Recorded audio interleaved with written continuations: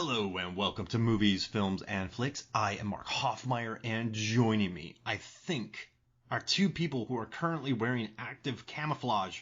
It's Megan Hoffmeyer, and it's Adam Hodgins. See, I knew it. Where are you? Should we both be able to play the same gag? I thought, be quiet as long as we can. He won't see us.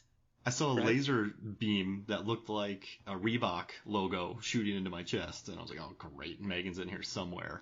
I thought you might go for a Hot Predator Summer intro. Hot Predator Summer? Because you know why they're here.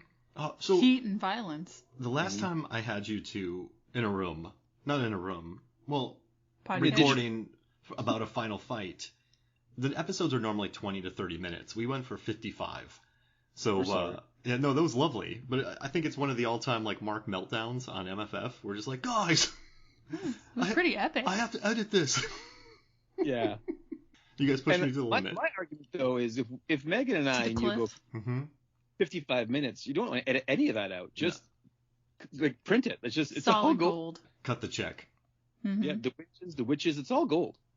So, I want to thank you, Adam, for coming out. So Megan and I were originally going to talk about this final fight together in Predator 2 against Danny Glover, played by Lieutenant Mike Harrigan, played by Danny Glover, and also for a little bit Special Agent Peter Keyes, played by Gary Busey, who should have been Schwarzenegger, and then the City Hunter, played by Kevin Peter Hall, who is returning from the first Predator. Actually, they're called Yautja. So it's Lieutenant Mike Harrigan versus the City Hunter, and I'm going to say something really controversial because this is my favorite final fight of the entire franchise. Wow. And do you want to know why, Adam and Megan? Bold statement. I want to know why, but I also have a comment. But go ahead. It takes Danny Glover 205 seconds to defeat the drain pipe that he climbs down. All right? Now, the final fight aboard the Yautja spaceship takes 48 seconds for Danny Glover to defeat the City Hunter. So the main villain of this piece is the drain pipe that Danny Glover, who is exhausted, he's really tired, he's talking to himself. He's afraid of heights. Climbs down. And birds. And he goes, this is what someone from The Guardian wrote. Danny Glover is seasoned cop Mike Harrigan, who, like Murtaugh in Lethal Weapon, is just too old for this stuff. Harrigan sounds out of breath every time he speaks, sweats profusely, and is stuck with wearing an incredibly unflattering pair of middle-aged man slacks. He shouldn't stand a chance, yet you know that somehow he triumphs anyway. Watching him overcome the odds to best the malevolent creature is an absolute riot. He's like, and if Harrigan's screaming, "That's right, a-hole," as happens, as he buzzsaws the Predator's guts out, that is a heartwarming ending to a true underdog story. And that's why I love it. This isn't Flexi Arnold, right? This isn't Flexi Stallone. This is sweaty Danny Glover talking to himself, crawling slowly down drain pipes, going down elevator shafts, complaining, and then getting whacked by the Predator, tricking him, stabbing him in the gut, and winning. It is absolutely beautiful, and it's one of the final fights that is a true outlier, and it's unique in the action genre.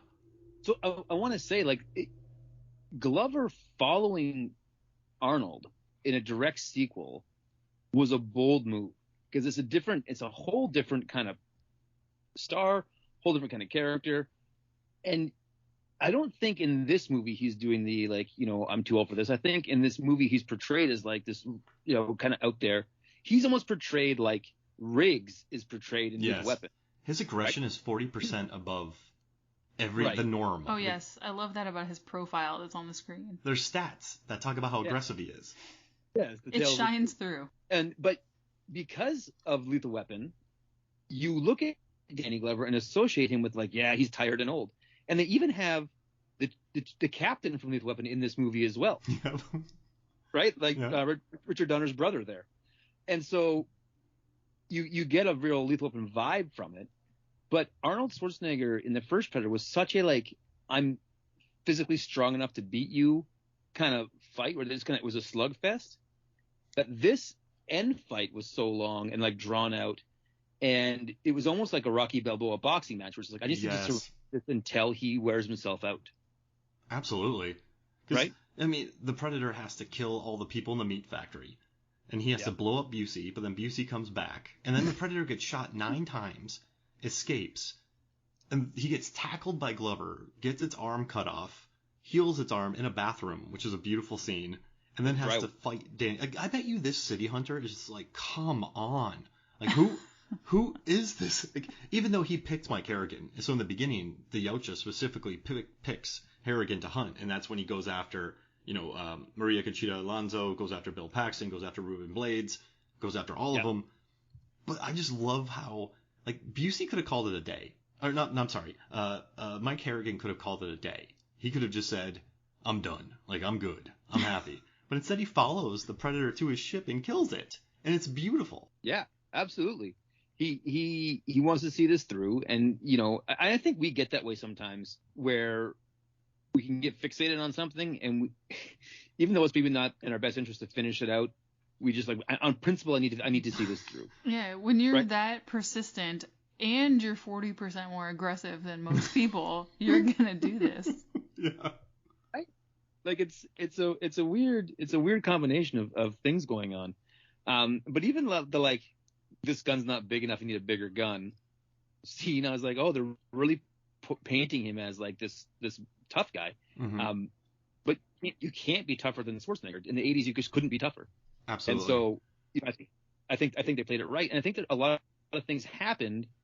So like you said, the Predator got shot a lot. He got his arm cut off, but you can see he was struggling as well. He was doing the old man sweat thing. Yes. In like the Predator version, like he had to use his respirator at one point in time. Yeah. Like he had that like a little mask to like get a shot of oxygen or whatever they breathe out in Yautja home planet to kind of get charged back up. So he was also doing the Danny Glover sweat thing as well, just in a Yautja kind of way. That's a beautiful point. And when Kevin Peter Hall, there's a documentary about this. Kevin Peter Hall said that his Predator was kind of a wild boy in this. So maybe it was young and it like overexerted itself early. So then when the final chase, so young fighters, the first time I ever boxed in a ring, I boxed for 90 seconds and I puked. So maybe this Predator is kind of a wild boy and exerted everything, kind of underestimated its like the people that it's fighting, and then it had to get stuck with Harrigan chasing him. And it knew it had a fancy first aid kit with it. Yeah, exactly. That could crush mirrors and tile and turn it into arms. Megan, can you tell me what you said after we finished this movie? How it made you feel? What did I say? You were like, "This is gnarly." What was you? I don't know. It was this the movie where I was like, it was very like aggressively brutal. Yeah. I didn't expect that out of just a straight up action movie. I expected it to be more, action, rah, muscles, all those things. And it was quite violent. Like the deaths were very graphic. I would look up at the screen and go, oh my gosh. Yeah, violent. Those people are hanging upside down, letting all their blood out, or there's organs here, or all kinds of gross. As a father of a 13 or 14-year-old son who's really into the Predator and likes the idea of it, and like this is the one that I'm like, I don't think he's ready to watch it yet. Like of all the Predator movies, this is the most gnarly one where I'm like, I don't think that one's watchable quite yet. And that's a great plan, because I remember watching this when I was young as well. The interesting thing about the first Predator is it's bloody, yes, but it's just very action-y. Like it's just dudes being blown up by an alien. When you think about aliens, it's like sanitary action. Like Aliens, it's a bunch of Marines fighting aliens who are killing them. Die Hard, aside from a couple scenes, it's a pretty chill action movie. I don't remember much from my youth, but I do specifically remember watching Predator 2 and just going, man, this is like when the bodies are hanging upside down. Oh yeah. When the Jamaicans attack the penthouse. The subway scene where Bill Paxton gets murdered. Oh, yeah. I'm watching this movie, and I'm thinking to myself, this is mean. And, the director who did this, he also directed Stephen Hopkins. He did Nightmare on Elm Street 5, which, Freddy, he likes the horror genre. And, what's interesting, too, I think you guys are going to like this. He actually went on to direct Judgment Night, which is a hunting movie. Oh. And then he went on to direct The Ghost in the Darkness, which is another hunting movie. And then he went to do 24, where he's always hunting people. Yeah, that's... So I love The Ghost in the Darkness. Like, love that movie. Yeah, we got to do it. We've been talking about it for years, and I feel like I keep not doing it. And then you always bring it up. We need to do Beastmaster. Let's do Make Adam Happy series and talk Beastmaster and Ghost in the Darkness. All large giant cats. Yeah. Oh, wow. You know what's another great big cat hunting movie that we need to cover? Ghost Ship. Ooh, and RRR. Mm-hmm. He hunts a big cat. And Yeah, there's no cats. I was just saying it because we need to cover Ghost Ship. Oh, yeah, we do need to cover Ghost Ship. Yeah, I was like, I remember the cat in that film, but maybe I'm not watching the director's cut. I was like, did I miss something? It's the special John Pogue edition. Yeah, we do need to cover it, though, because John Pogue, who is on Deep Blue Sea, the podcast, he's the director of Deep Blue Sea, he wrote it. So we're going to cover Ghost Ship on the show. We should, you know how there's Shark Week? Yeah. We should do Cat Week, where we do 5 episodes about big cats. Cat Month. Yes. So, okay, we'll do that. Ghost in the Darkness, Ghost Ship. There can't be 10 cats. Yeah. I mean, I'm sure someone says the word cat. I'm sure there's a ghost cat somewhere. But look, it's in the corner. You can't see it. Ghost cat. It's got Yautja armor on. Yeah.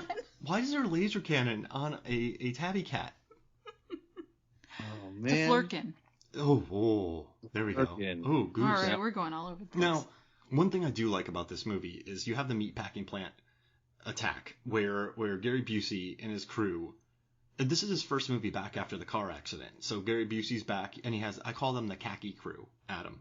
His team of... What's up? They are the khaki crew, and isn't Adam Baldwin? Yeah. Adam Baldwin? A strapping young Adam Baldwin? Oh, yes. And he's so exciting. He survives, too. And he just comes at the end and yells at him. Like, Adam Baldwin is that's his character. What? Adam Baldwin is one of those actors that looks like he's 42 years old, no matter what age he is. Yeah. So, like, when he was 23, he looked 42. When he's 60, he's going to look 42. Like, he just always looks 42. Yeah, I was going to say he looks very much like he does on Chuck. Mm-hmm. You know, he signed one of my Chuck Blu-rays and wrote a nice message when I was working Comic-Cons. Let's not get too crazy here, but I will segue and say he is the nicest celebrity I've ever met. Yeah, he's super friendly. He gets it. Like, he knows fans are there. He'll chat with you. You know what's crazy? Well, we'll get back to the movie soon, but sometimes I worked with a bunch of actors in my life and people at conventions, and I think people at conventions used to be much more surly because it was more of like a D-list, C-list, maybe sometimes a B-list. It wasn't until SDCC hit big, it wasn't until, shows around the country, Walking Dead got big, that maybe A-listers started coming out. So for years, Adam and I think we worked with people who were quite grumpy because they kind of were there, not many lines, and so I was never used to people being nice to me. So whenever a celebrity was nice to me, I didn't know what to say. Like, hey man, you want to chat? I'm like, whoa. Like, I'm used to just getting a death glare and telling someone to get cream in their coffee. The weekend I met you, Mark, was the time I first saw a celebrity go above and beyond. And so I went to work at a convention just volunteering. Mark was running it. He very quickly promoted me to, like, the black shirt from the yellow shirt because he knew quality when he saw it. Yep. And Ray, if you remember this, but Ray Park was running late. Yep. And there was, like, a lineup at his booth. And then he stayed, like, after the show was done to make sure everybody got to, like, hang out with him. Remember he taught that kid how to do, like, a back kick? Yeah, he was awesome. And yeah, he had a class, and he kind of missed some stuff, but he realized he messed up, and he totally went over and above, and everyone was happy with it. Like, he was awesome. Like, I hated staying late, but the way he was doing it, I'm like, we can stay. Actually, I was just like, Adam, you stay late because I gave you the black shirt. Now I can go. Yeah, Mark was like, I'm going to join the class. Yeah. You see me throwing back kicks? Yeah. That sounds totally like it. He misjudges it. Oh, man, I just knock out Ray Park. Just that, I would put that on my resume. I'd retire on that. Like, Darth Maul caught him with a spin kick. You caught Darth Maul with a spin kick. Wait, you can spin kick? Like, that's the first question people ask. Who taught you how to spin kick, Darth Maul? Speaking of kicks, we just watched a movie called The Princess with Joey King, and she throws excellent front kicks in it, and the movie's 80% violence, and it's very fun. I like that. Just letting everyone know. No, one thing I do like about this is I like him being this City Hunter being in the city because it kind of, like, I don't like the camouflage, Adam. You know this. Like, Megan, you know this. I complain about it all the time. He goes invisible, and has a laser blaster on its shoulder, and it can jump from tree to tree and is an absolute beast. So it's like, it's not like some guy sitting in a kind of like a hut waiting to shoot a turkey. Like, this is a predator who is invisible with a shoulder cannon. Mm-hmm. So the hunts never, like, I've always been bothered about this, but I think this movie did a great job of in the meatpacking plant short circuiting its gear and then having it lose an arm when it's about to blow itself up like a chump. So then it loses an arm. And then but Mark, what's up? Mark, the reason you don't like the camouflage is that I had my son and I just watched Prey, and so we were having this conversation, and he was like a little upset because he's like, oh man, like I was rooting for the Predator, and I was like, but he's the bad guy. Like, we love the Predator creatures so much and the design so much that we forget he's the bad guy, and the bad guys always need to be better equipped than the good guys because the good guys have to overcome the bad guys. But you're looking at the Predator from like, oh, it's kind of cheap, like he's invisible with a laser cannon. Like, yeah, because he's the bad guy, Mark. Like, he's not being cheap. He is the bad guy. So I don't like it. But that's a great, Adam, that is a point that is wonderful, and what you said makes complete sense, and it's beautiful, and I respect it.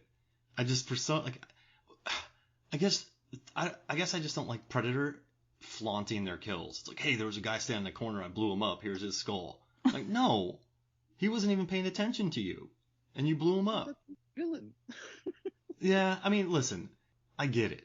I just don't think the most impressed I've ever been with the Predator is in the movie Predators, when I realized they have a scouting system that can catch and transport serial killers to hunting planets. That's a lot of logistics. Yeah. Yeah. Who's running this? There's like an entire. And they profiled these people? There's fuel. There's jets. They have to make the things that shoot them to Earth. Like, who's the scouting system? Do they hire humans? Do they have familiars like vampires do? So on this, Mark? What? This whole scouting system, who we would scout? Yeah. Yeah.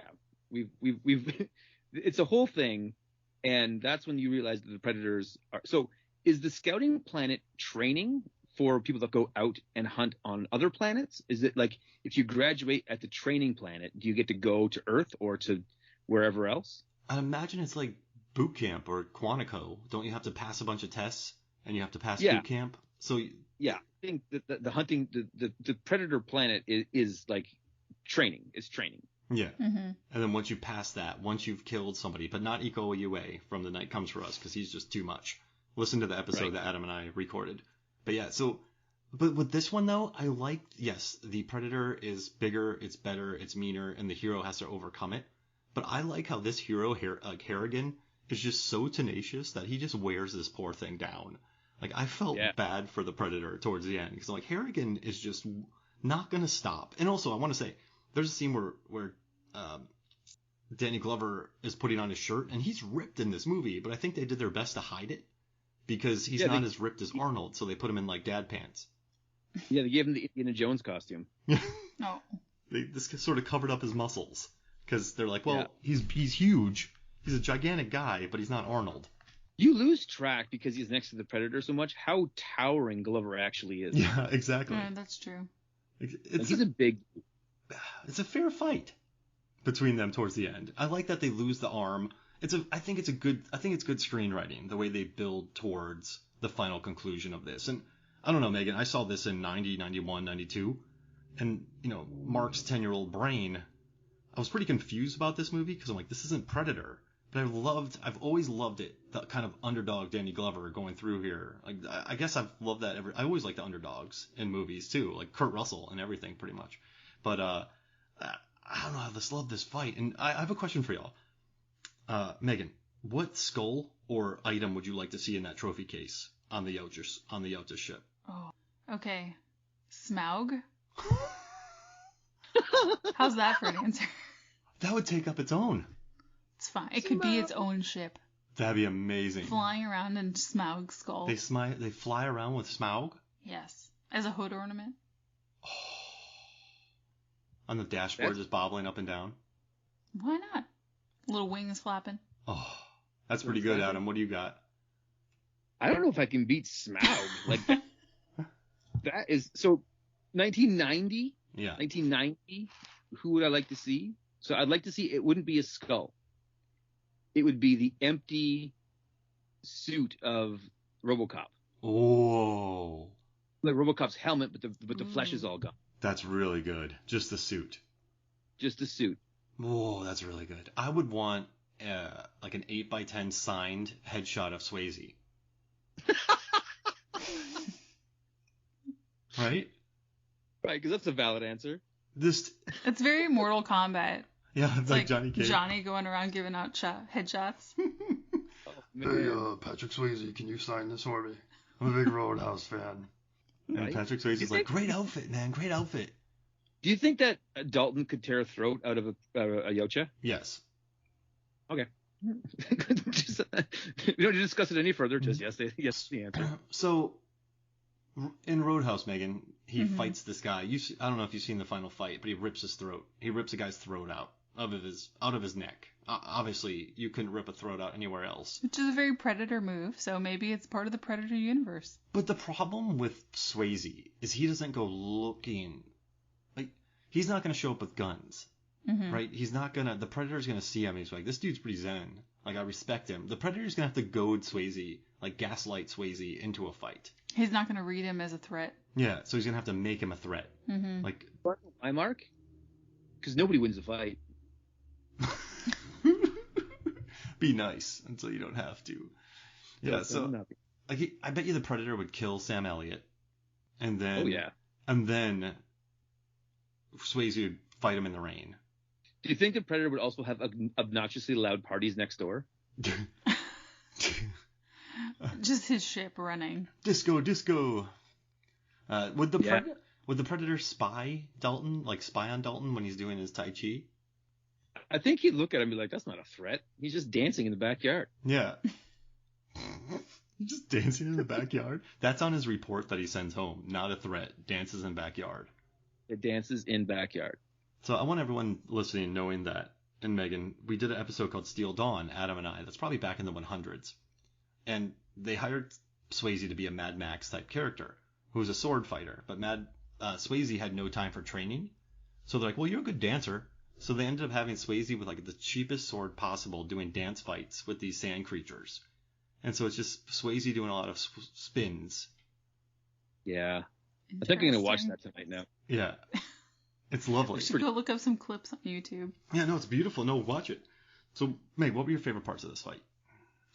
I like the way that Harrigan ends the Predator, the City Hunter, with the circular saw thingy in the gut. It's a bit of a cheap shot. He fakes him out, makes him underestimate him.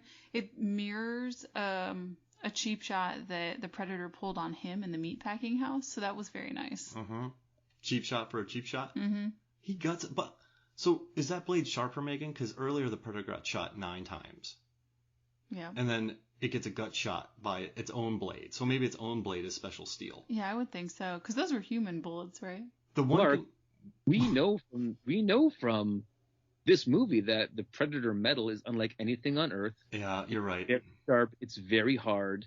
And it's not steel. It's some Yautja metal. That's incredible. Oh, crap. Because they do say that in the movie. Yeah. And then that guy gets killed.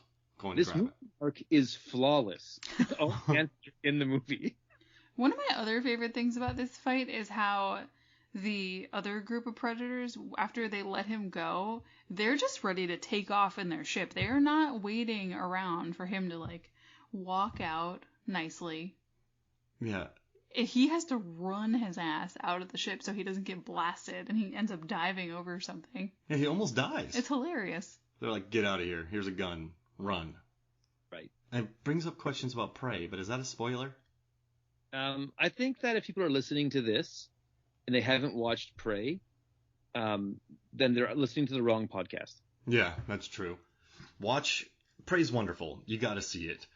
Now, Prey is fantastic. On a scale of 1 to 10, Adam and Megan, fantastic. What would you give the Khaki Crew's plan on a scale of 1 to 10? So here's the thing. It's a 10 out of 10 plan for what they know. Right? With the information that they have, it's a flawless plan. They didn't know he had multiple vision spectrums. Yeah, that's true. So, you know what I mean? Like, the Buse did what he could. Yeah, it didn't seem bad. I mean, they seemed to be working off of they had more knowledge than a lot of other people, and they were trying. I do find the scan when they're watching Predator on the monitors and they're like, we're tracking the scent molecules. I don't know. It's just hilarious. It made me think of what if the Predator farts? Wait, he just got bigger. That needs to be an MFF t-shirt. What if the Predator farts? The t-shirt's blue, and then you see the outline of the Predator and like a cloud behind him. What is that? Hey, Khaki Crew, what is this? Did he just fart? Abort, he farted. Abort. And, I mean, to be fair, Busey does say that if we corner it, it'll do a self-destruct and blow itself up. So they can't just corner it. They have to totally surprise a thing and freeze it, and then capture it and then use its science. They have managed to collect some good intel. Yeah. Just not all of it, obviously. I guess it is good intel. And then Busey is basically indestructible because he takes a full-on explosive to his face with a very large explosion. And then I do like that, he comes back later on and then just gets sliced in half and his body never lands. I remember watching that in 91, 92. I'm like, where does his upper half go? Well, the meat from the cows never lands either. It's just everything is sliced. Yeah, so it just hangs out in the air? Yeah. It's like space. It all just drifts off. Whoa. The molecule blaster blade. Ooh. I like that. It changes you on like a genetic level. You know what my favorite part of this fight is? What? When the Predator punches that door open. No, that's a good part. The best part of this final fight is Danny Glover going, "Oh, damn birds." Yes. Because it's such a tense moment, and then these like classic bird pigeon gag, and then Danny Glover takes the time to like audibly say like, "Oh, damn birds." And he goes, "Now where the hell am I?" Yeah. Why can't he stay on the ground? He's doing some A+ talking to himself. Yeah, the more I watched it, the more endearing he gets. Just all of his chatting with himself.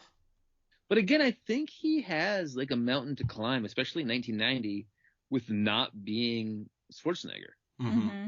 Like this is a direct sequel, right? And like, I don't think there's ever been someone as successfully to follow up Schwarzenegger with a direct sequel.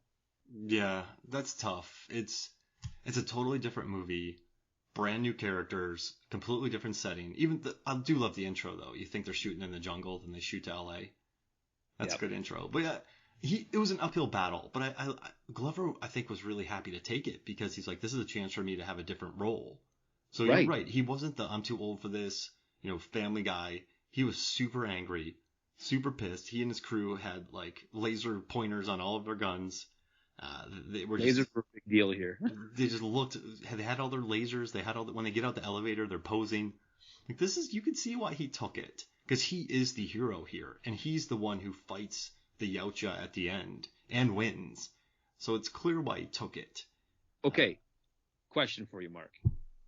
If you could wave your cameo wand, would you rather put Dutch in this movie in the Busey role, or Glover in Predators in the Crazy Man role? Oh, Predators, because Dutch just overpowers it. Like Dutch it wouldn't have become Glover movie. It would have been double Dutch. His role would have been doubled. But in Predators, I love Lawrence Fishburne, but he slows Predators down to basically a halt when he shows up. So at least you'll have the cameo of Harrigan on the plane gone crazy. And then he tries to kill the people, which would be a double shock. So that would make it infinitely more interesting. What about you? No, I'm with you 100%. I think that, especially in 1990, Schwarzenegger in this film steals the show, and it becomes a wait for that scene. Whereas Glover in Predators, I think it's enough time has passed that most of the audience would be like, "Oh, who's that guy? Who's in one of the old ones?" Oh, yeah, good call. Right? What about you, Meg? Do you want Glover in Predators or Arnold in Predator 2? Yeah, I agree with you guys. Yeah. I think that would be better. I like what Adam said about, it's more of a cameo that way. It's more special. Yeah. Later on. It's not just more Arnold. He wouldn't have done this in 90. Like in 90 he was still T2. He was True Lies. They wanted him with like white hair and a scar on his face. Mm. Arnold wouldn't have done that. No. It'd be sweet though. He didn't do that until maybe End of Days, where he started going like, I'm kind of old. Yeah, End of Days was pretty. Anyways, we're not going to get into my opinions on End of Days because we need to stick to Predator 2 here. But I do think that there was it was almost a comedy beat when he was fixing his arm with the drywall and the mirror and all that. Like there was almost a laugh played for there in the middle of this very intense, knuckle dragon fight. He goos himself for 5 minutes. I have to agree. I mean, it's kind of funny. And also, it speaks to how advanced that they are, that they know what mirror and tile are composed of in order to know that it goes in their arm mixture. Yeah. Does it take buckshot out of their body? I think no, it don't. It's like magnet goo. It's magnet goo. But no, there's been other predators that have taken more point blank range gunshots to more different body parts and have survived. Yeah, that's true. So history tells us that this guy was still doing pretty good. Man, cheating. Yeah, he gets shot 9 times. He's the bad guy. He's the bad. That's the T-shirt. Mark. He's the bad. This would be a 2-hour episode. Mark. He's the bad guy. Come on. But this is what I guess going back to what I said before, like in the beginning. What I love about this fight, and I keep saying it, but it's just, can you think of any final fights like this where just the hero in 1990 following a Schwarzenegger movie, right, Meg, is just sweaty. And that go on for like 45 minutes? Yeah. No, I can't think of any. Megan and I sat down, Adam, and we're like, let's watch the final fight. It's 30 minutes. So this final fight is exhausting. Yeah. When you watch Predator 1 final fight, it's like you're like cheering. It's like a boxing match. You're like, yeah, get him. By the end of this, you're like, oh my goodness, like are we like, come on, like you go on the journey with Harrigan. That's a great point. Yeah, and you feel it. Yeah. Ooh, he's the surrogate for us. And even when you think it's over because he's killed the predator and then he gets the target on him because there's more of them, like, it's not over? Yes. And then it's still not over because he has to run out the plane. And then it's still not over because he has to come out the dust. It just keeps going. You can tell a horror guy did this, right? Where Glover's kind of the final, not girl, but final guy of the movie. He's even wearing a tank top, which a lot of the final girls in horror movies wear. So, do you think the dust on his face at the end was an homage to the mud on Schwarzenegger's face? Well, he doesn't fight anybody. He just sort of is. I see where you're going. I just think it was like him just being dirty. The last shot of the two heroes is almost identical. Yeah. And there is a chopper, but he doesn't get on it. No. He's to get to it. Baldwin does it. Yeah. I love this movie. Watching this again, I remember feeling like it's not a nice movie. It's called a horror detective mystery film. It's mean and it's bloody. And like you said, the final fight is 30 minutes and you go on this journey with him and you are exhausted. And it's just, he's the final guy in this show. My biggest memory of this movie, and you guys know my mother. She is the sweetest lady on the planet. And we rented this in 1991 because I was like, Predator 2, I got to see it, Dad. And he's like, okay, so then we'll rent it. So that was one of our, like, you used to, like, rent a movie and the whole family would watch it together because it was an event. And so my mom is, like, so trusting and naive and was, like, so trusting that it starts up. And my dad says, oh, this is based on a true story. And my mom goes, oh, okay. And gets, like, very, very invested. And it was like 20 minutes in, she's like, this isn't a true story. Aww. Very upset that his trust was abused in that moment. I'm kind of bummed that there's no Jamaican drug lord named King Willie whose skull goes up on the Predator's wall. Right? I mean, I guess those cartel gunfights go on for quite a while in the beginning that you could maybe be like, oh, it's sort of documentary-like. It's like, I guess things are pretty rough in the States right now. You even have people filming. It feels very almost RoboCop-y. There's no satire there. But wow, it does... California, not going there on vacation. LA is a hellscape in Predator 2. Yeah, it is. Yeah. It's very much like halfway between reality and Judge Dredd. Oh, that's a great point. Who wins, Dredd or Harrigan? Ooh, oh man. Stallone Dredd, Urban Dredd, Robert Harrigan. Meg, who wins? Demolition Man. Demolition Man wins. Demolition Man wins that fight. Okay, that's exactly right. No, that's the perfect answer. Demolition Man. Yep, Demolition Man comes in. Like, you're on TV. And last thing, I just want everyone to know, Bill Paxton's in this movie. And in this film, he is killed by a Yautja. In Aliens, he is killed by a Xenomorph. In Terminator, he's hit. We don't know if he dies, but he is hit. Oh, he dies. Okay, he dies. So he's died. But get this. Oh, wait, this is Lance Henriksen. Never mind. Let me go back. In Aliens, Bishop is torn apart by a queen alien. In, let's see, AVP, Lance Henriksen is killed by a Yautja.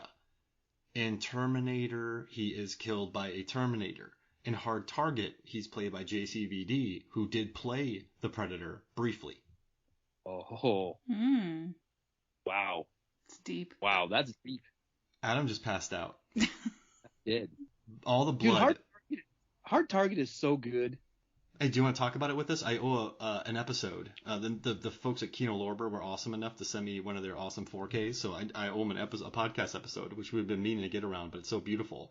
So if you want to join us for a Hard Target episode. Can I do the whole thing as Walter Brimley's like French Cajun accent? If you don't, I will be furious. When I think about that movie, all I can think is, no, a gator ate it. Oh man, I love that movie. Oh, and then the great, I think one of my favorite action moments of the 1990s is when Jean-Claude Van Damme pulls it back his duster. What's that? My hip is a gun. To not show a gun, but his hip and his leg, because his leg is essentially a gun in that movie. That's the second best moment in that movie. The first best is when he punches that snake. Oh, beautiful. And there are scenes in Hard Target where he shoots the villains 6 times, and then he kicks him in the head. Yeah. Like. Yeah, it was the prototype John Wick. Oh yeah, but also. Didn't we watch that with my dad, and he was just staring at the movie? And he couldn't do anything else. I always like it when my father-in-law watches an action movie he likes, because he just won't get up. He'll just sit, like, if we're playing darts, we won't finish that dart game. Like, we were watching Ambulance, and he was glued to the couch. You put on a Scott Adkins movie, he's not moving for 2 hours. So it's lovely. That's fantastic. Yeah. But hey, tell them about GoFigure, and tell them about your channel. I hope I wrote. Yeah. Tell us. What episode did we watch that we really liked? Making the outfits for. Oh, we watched one, and Megan was like, "Oh, Prince of Thieves." The Robin Hood one. Oh yes. Yeah, that one's cool. Yeah, people love that one. I think using soft goods was like a huge thing. People got a lot of comments on that one. But yeah, no, GoFigure. We take old toys and we fix them up and do custom stuff, and just essentially our idea is to take toys that we throw into the garbage and make them display shelf ready again. So we do that a lot. We have a lot of fun. There's actually an episode dropping tomorrow morning, so it'll be out by the time this is out, where Mark is a guest, where we race all the top cars from the 80s and 90s action figure lines. Oh, I'm so excited. I know I lost, but I'm excited. I'm not telling you who wins, Mark. But I'll say your choice was bold. That's my style, man. I'm Austin Powers when he gambles. Like, you hit 5. You want another card? I'm good. Would you say that you let it ride? I let it ride. You let it ride. But I also did, as like a little homage to you. So Mark picked the Masters of the Universe Battle Ram vehicle, but I didn't put the regular He-Man on it. I put a custom Dolph Lundgren version of He-Man on it. Oh, ooh, that's pretty good. That's what Mark needs. Hey, that's what he needs. Do you have a Kurt Russell Stargate figure? I do have a Kurt Russell Stargate figure. Whoa. All right. We'll have to talk. How's that? Yeah. We'll have to talk. So right now we have 70,000 episodes lined up, but we got to do Soldier vs. Universal Soldier, Hard Target, and then Cat Week. And Cat Week. And then Dora. I'm very excited for Cat Week. So Cat Week will be Beastmaster, Ghost in the Darkness. We can cover the new Idris Elba movie. Oh, Idris. That could be like the finale, us doing that one right away. I'm in. So that would be. Should we do what was that Drew Barrymore movie where she like had a cat's eye or something? The Stephen King adaptation? Yeah. Oh yeah. Oh no. You could do that. Oh no. Jumanji has cats? Garfield. Not Pet Sematary. Not Pet Cemetery. What was that No. cat movie we watched? Kiki's Tom and Jerry. Tom and Jerry. Mark loved it. He was engrossed. Okay, I gotta tell you, Adam, watching Tom and Jerry, it pulled me in. I have never been pulled like one hand the last 5 years. I sat there watching Tom and Jerry just transfixed. You have Michael Pena, you have Chloe Grace Moritz chatting with cats and mice, and I just didn't know. At a hotel. At a hotel, and it's just the strangest thing I've ever seen, and I was transfixed. I was Megan's dad for a couple hours. I couldn't watch it. I had the same effect when I was watching the new Chip and Dale movie. Oh, I love that movie. It's so much fun. I did not know what I was watching. Like into it, I was like, E.T. versus Batman. Like, what is happening right now? And I was sold out right away. I was just like, I'm in for this ride. Ugly Sonic. But for the Ugly Sonic, but for the fifth cat movie, do you guys remember the movie? Which the one? The old Disney movie, The Cat from Outer Space. I've never seen it. Oh, there is that darn cat. With Christina Ricci and Dougie Doug, which is a remake. No, you don't do the remake if you do that darn cat. You do the original. Right. But The Cat from Outer Space had a collar that could make him talk and fly. Yes. I think we should rewatch that one. Wait. I remember it being bananas. It's The Sixth Day has a cat, and you wanted to cover that. I did want to cover that. You probably talked to me about that 2 years ago, and we're like, yeah, let's do it. And then we picked about 14 others. We have such like a back catalog of ideas that we can podcast forever, Mark. Yeah. Like when the apocalypse happens, we're still going. We're going to be retired when movies are fully interactive. Like you go there, you put a plug in the back of your head, and you play out the main character in the movie. That's what it's going to be. Whoa. And we're going to be talking about that darn cat. And we'll be popular. We'll be the analog crew. Absolutely. But we'll still keep up with all the new references, so people are like, what? Every other podcast will be a completely three-dimensional interactive format, except ours. We'll be like, no, we're just going old school. I'm calling a Mark episode. You don't have to do it with me, Adam, but I need to do Tom and Jerry. I need to unload some things. Oh no, I'm down for Tom and Jerry. We can put that into Cat Week. It could be another Peter Rabbit episode for us. Oh no. I would love to see. Okay, I will do Tom and Jerry with you, Mark. Only if we both make 1 minute training montage videos, like put on my GoFigure channel for us getting ready for Tom and Jerry. I'll do it. I think that. I have my cats. I'll work out with them. Yeah. Like I'll buy a mouse. It's like us training. You better do a ghost. Stella might kill you. Yeah. Ghost curls. Oh yeah. Okay, I'm down for this. All right, I will do it. Adam, are you gonna use your cats too? I'm gonna probably put CG cats into my video. I just want to up the production value a lot. Oh yeah, that'll look great. So we'll prep for it. No practical effects. Put it up on YouTube. Also, I'll post it. At like 27 pounds, I'm like, I don't want to curl this thing too often. It's gonna be too heavy. And I teach film too, so I better shoot something pretty good. Yeah. Uh-oh. We can train for Cat Week. I'll borrow a camera from school. Mark, what are you filming? Tom and Jerry video. That was like episode 1 of Breaking Bad. You just borrow some stuff from school. Yeah. That's how it all begins. And that's how I started my Tom and Jerry podcast. The Tom and Jerry Minute. We've gone from Predator to Tom and Jerry and everything in between. How about that? All right, this is great. Well, thank you for joining me, both of y'all. It's been a blast. I haven't seen any of you for the entire episode, except for once when you passed out. But other than that, you guys, your cloaking units are pretty great. Thanks for having us on, right, Meow? Oh. Okay, I know we're saying goodbye. In the Cat Week, okay, Megan. So the three of us are doing the Cat Week episodes. I challenge you, between you and me, Megan. Okay. You can put more meows into our podcast. Oh no. And you're over the Cat Week. Oh my gosh. Mark will kill us.